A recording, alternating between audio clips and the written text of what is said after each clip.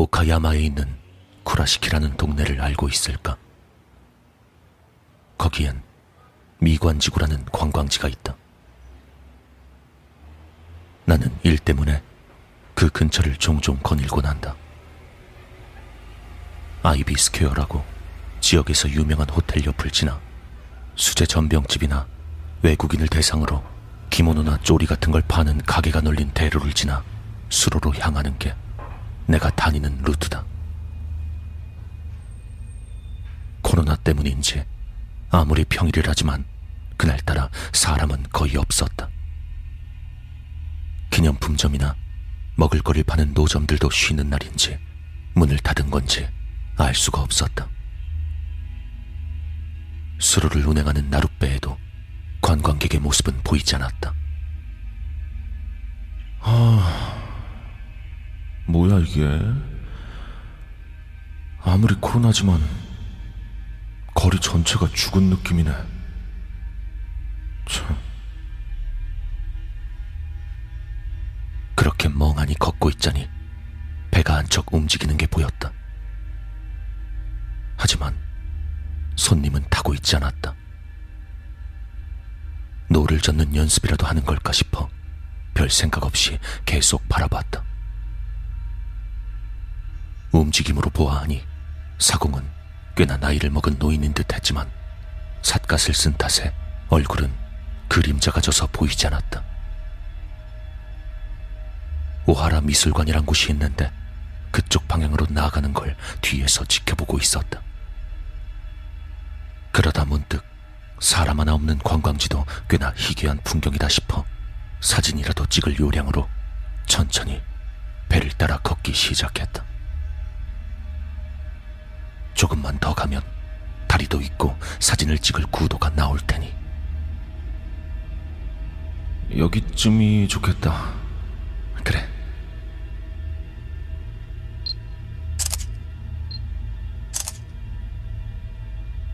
다리 근처와 강과 버드나무를 찍으며 배에서 잠시 눈을 뗐지만 아마 3분도 채 되지 않았을 것이다. 하지만 그 사이 배는 사라지고 없었다. 배가 없으니 당연히 사공도 없다. 배가 나아가던 방향은 지나가지 못하게 경계를 세워둔 곳이었다. 그렇다고 무태 상륙한 것도 아니었다. 주변에 아무도 없었으니 배를 끌고 올라왔다면 그야 한눈에 알 수 있을 터였다. 수로에 백조는 떠 있는데 배는 없다. 갑자기 사라진 배가 아무래도 이상하다 싶으면서도 난 그대로 수로변을 따라 걸었다. 그리고 곧 다리 아래 물은 지나가도 백조는 지나가지 못하는, 게다가 배라면 더더욱 지나가지 못할 은빛 경계가 보였다. 여길 이렇게 막아놨었구나. 이래선 배도 못 지나갔겠지? 그런 생각을 하며 보고 있는데 갑자기 경계 너머에서 사람의 얼굴이 쑥 하고 나타났다. 누가 강 아래로 떨어지기라도 한 건가 싶어 경계 너머 쪽으로 돌아가 살폈다. 하지만 아무도 없고 아까와 방향만 달라졌을 뿐. 나는 머릿속이 혼란스러워졌다. 하지만 한순간 보았을 뿐인 그 얼굴은 내 기억 속에 기분 나쁘게 달라붙어 있었다.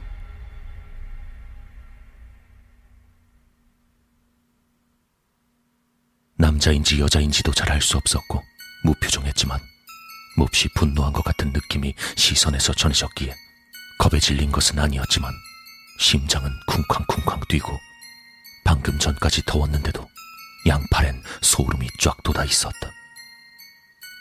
긴장한 탓인지 귀에 뚜껑이라도 덮인 듯한 압박감이 느껴졌다. 뭐라고 잘 표현할 순 없지만 기분 나쁜 예감이 들었다. 빨리 돌아가야겠다고 생각한 순간 뒤에서 무슨 소리가 들리기 시작했다. 물에 젖은 맨발로 걷는 듯한 소리가. 뒤돌아 확인해서 안심하고 싶었지만 누가 됐건 이런 곳에서 흠뻑 젖어 맨발로 걸어다니는 존재는 멀쩡할 리가 없다 싶었다. 그리고 직감적으로 아까 그 경계 너머로 보였던 얼굴이 날 찾아온 게 아닐까 하는 생각이 들었으니까.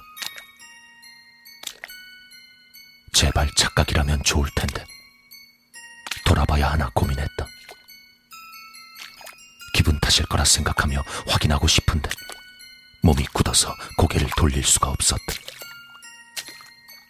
하지만 뒤에선 계속해서 조금씩 발소리가 다가온다. 양팔엔 소름이 돋아있는데도 땀이 비오듯 쏟아졌다. 더운 건지 추운 건지 이젠 분간도 잘 가지 않았다.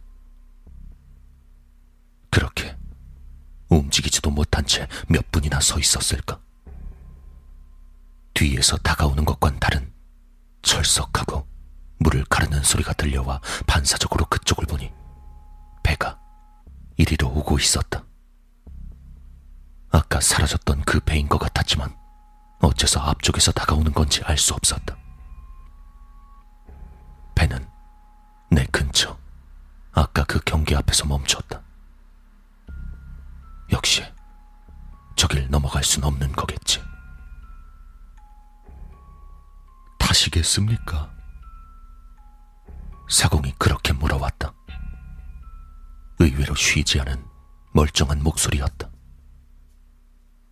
눈앞에 있는데도 고개를 수그리고 삿갓을 써서 역시나 얼굴은 보이지 않았다. 나한테 물어보는 건가? 안 탈 거예요. 전 관광객이 아니니까. 대답하려 했지만 목소리가 나오지 않았다. 사공은 다시 한번 같은 질문을 던졌다. 타시겠습니까? 이제 바로 뒤까지 그놈이 와 있는데 타시겠습니까? 잠깐만, 그놈이라니. 누구? 뭐야? 무서워서 눈물이 날 지경이었다. 확실히 발소린 바로 뒤라고 느껴질 만큼 다가온 터였다. 어찌되었건 다른 사람과 같이 있는 게 안전할까? 바로 뒤에서 들려오는 철벅거리는 발소리. 사공은 고개를 천천히 들더니 씩 웃는 입가를 보여주었다. 장사꾼이니까 손님을 받으면 웃는 게 당연하겠지 하고 나는 최대한 희망적으로 생각하려 노력했다. 하지만 그가 고개를 조금 더 들어 삿갓 그림자 아래 가려져 있던 얼굴이 보인 순간 더는 못 돋겠다 싶을 정도로 돋았던 소름이 한 단계 더 맹렬하게 돋고야 말았다. 타시겠습니까? 안 타요! 그리곤 미친 듯이 달렸다. 전력 질주할 생각이었지만 다리가 말을 듣지 않아 휘청거렸기에 아마 누가 봤다면 얼빠진 꼴이었을 것이다.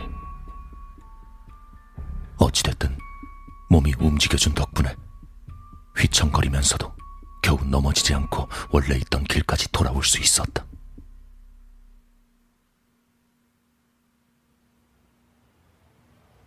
전병집 할머니가 평소처럼 가게를 지키고 있는 걸 보고서야 겨우 마음 깊이 안도했다. 주차장에서 정산할 때 손이 떨려서 동전을 떨어뜨릴 뻔했을 만큼 나는 정말 겁에 질려 있었다.